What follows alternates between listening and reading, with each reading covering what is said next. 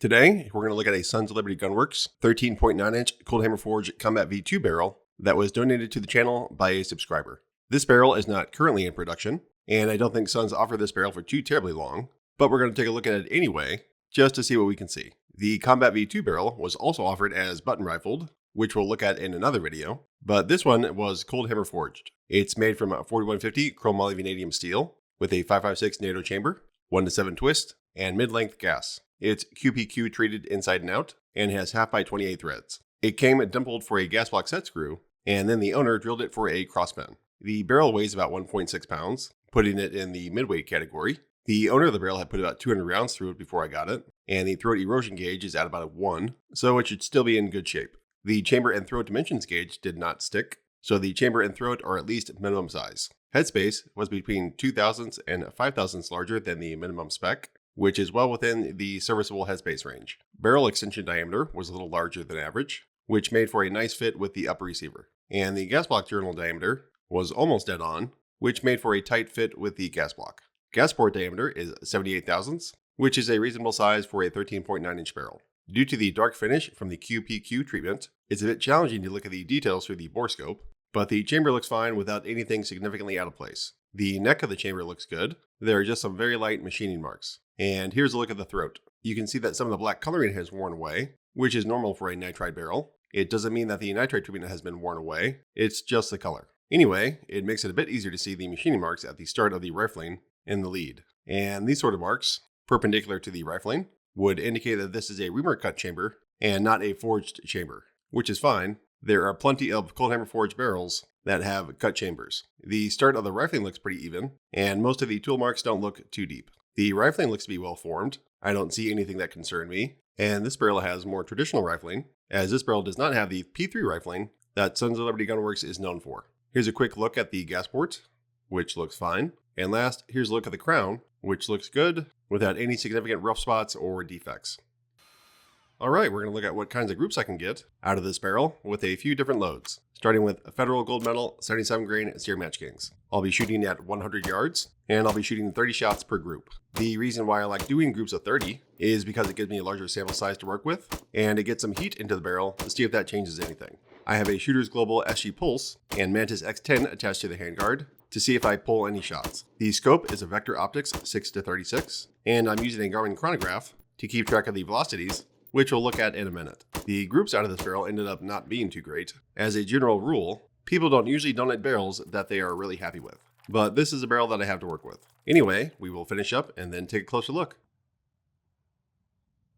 The Federal Gold Medal 77 grain out of the 13.9-inch Sons of Liberty Gunworks had an average muzzle velocity of 2,272 feet per second, which seems a little slow for a 13.9-inch barrel. But this was filmed back in November when it was 53 degrees out, so the temperature was a little bit cooler, I guess. Anyway, the group is a little bit wider than it is tall, but there's nothing horribly out of place.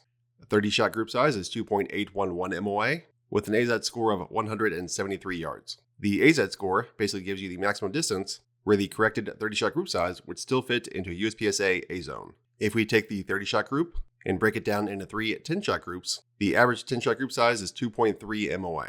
Here's a quick comparison of the group from the Sons barrel and the group I shot with the Geisley SPR barrel, which is the best group that I shot with this ammo. And here's another side-by-side comparison with the Federal group that I shot from the 11.5-inch Sons of Liberty Gunworks Mark I, and there is quite a difference. Out of the 38 groups that I've shot with the Federal Gold Medal, this Sons barrel has shot the worst group, coming in last place. Check out my website at AZ Insights for early access to results from other barrels I haven't shown yet on YouTube. Link is in the description. Alright, second group we're going to look at is a Hornady 73 grain ELD Match. And spoiler, this one doesn't end up going well either. Anyway, the barrel is cooled between groups. That's what the leaf blower is doing. And I also have a chamber chiller that is pushing air down the bore. Recoil and bullet carry velocity felt fine with this barrel. Ejection was between 3 and 4 o'clock with all the groups, so it appears to be gassed pretty well. Anyway, we will finish up and then take a closer look.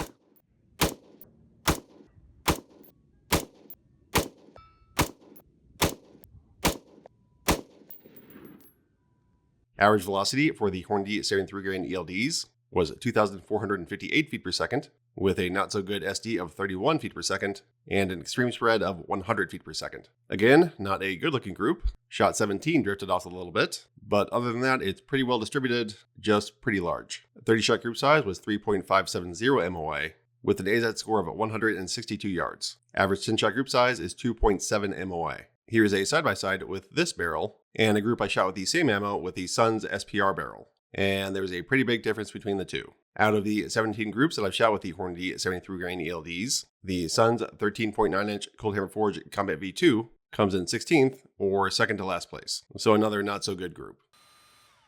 Alright, last group we're going to look at is with PMC X-Tech 62 grain M855. Obviously, this isn't premium ammo that's known for producing great groups, but I tend to shoot a lot more of this type of ammo than CR Match Kings, since it's a lot cheaper. Also, with this being a combat-oriented barrel, I think it would make sense to shoot some bulk ammo through it. When looking at these results, or any of my other results, keep in mind that all this is with a limited sample size and limited ammo selection. So I'm sure that you can find different people reporting different things. This is just my experience with this barrel under these conditions. Always try to look for multiple sources. Anyway, we will finish up this last group and then take a look. Average velocity for the PMC M855 was 2,752 feet per second, with an SD of 23 and an ES of 111. The group had a few shots that drifted high and left, but even without those, it's not a great looking group. The 30 shot group size is 4.728 MOA, with an AZ score of 118 yards. Average 10 shot group size is 3.9 MOA. Here is a comparison with the best group that I shot with the PMC M855, which was out of a 16-inch Seekins barrel. And out of the 23 groups that I've shot with this ammo, the Sun's barrel comes in 22nd place. Check out my website at AZ Insights. Link is in the description. Thanks for watching. I'll see you next time. Later.